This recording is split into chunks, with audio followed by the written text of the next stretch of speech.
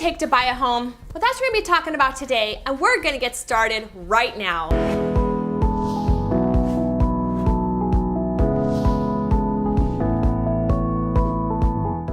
Hello, I'm Ladina Strand with Homes by Strand and RE/MAX Town & Country in Portrait, Washington.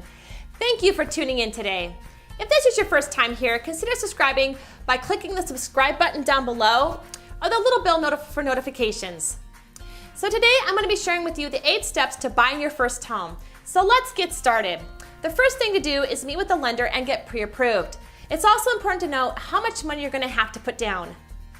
A lot of people still think you need a 20% down payment to buy a home. The reality is 3.5% is usually more than enough, and 5% is really the maximum that you have to have. So doing these things ahead of time sets you up for success down the road. The second step is to hire a realtor to be your buyer's agent throughout the process.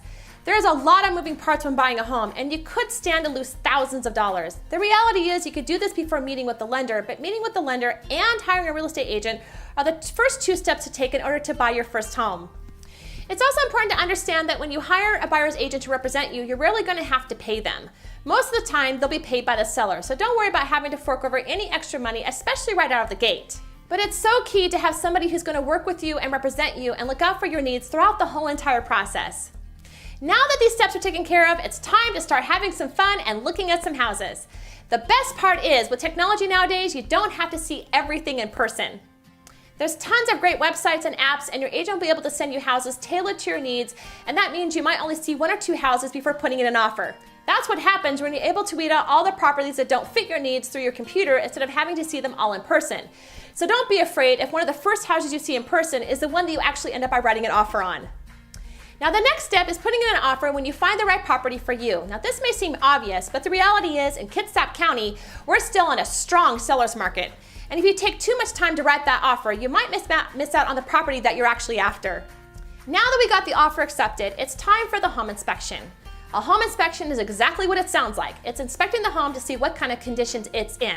Some of the main things you're going to be looking out for are going to be foundational issues, problems with the roof, plumbing or electrical problems, or if there's an HVAC system, there will also be inspected as well. And buyers are encouraged to attend the home inspection. Now, depending on what comes in with the home inspection, you can either move forward with the contract as it was written, or you can renegotiate to have things fixed or the price reduced, or if there's too many problems, or if the seller is unwilling to negotiate, you can simply walk away at this stage and get your earnest money back. Now, the next step is the appraisal process. Appraiser is going to come to the home and decide what the house is actually worth. Again, there's a few things that can come up in this situation. If the house is valued at more than what you paid, congratulations, you got a great deal. If the house is valued at less than what you paid, again, we go back to the negotiating table. We either determine that we're going to bring more money to closing in order to cover the difference between the appraisal and what we offered on the house, or we're going to ask the seller for a price reduction. Or maybe we agree to meet somewhere in the middle. Depending on what happens here, you also have the opportunity to walk away if you so choose. Now we're in the final stretch. It's time for the final walkthrough. I always like to do my final walkthroughs a few days before closing. The reason being is because what we're doing is making sure that the house is still in the condition it was when we first saw it. And if there were any inspection issues that were supposed to be fixed, we're making sure that they actually have been fixed. If you do it the day of closing, there's a chance that you may not be able to get those problems remedied. Whereas if you do it beforehand, there's enough time to come to an agreement before going to close. Now all that hard work is paid off, you've reached the closing table. Now beforehand, you're going to receive documents stating exactly how much money you need to bring to closing, and you'll get wire transfer instructions as well. And you're going to wire that money to the escrow company. Then at closing, you're going to sign various documents for the loan, for the house, for title, and once you finish, and it's officially recorded, you can get the keys to your new house. Congratulations, it's time to start moving in. I know the process of buying a home, especially for the first time, can feel overwhelming. That's why it's so important to work with a great lender and a real estate consultant. They'll help alleviate the stress throughout the whole entire process. Once again, my name is Ladina Strand. If you have any questions or if there's anything I can help you with, please don't hesitate to ask. Even if you're not in Kitsap County, Washington, feel free to shoot me a message and I'll see how I can be of service to you.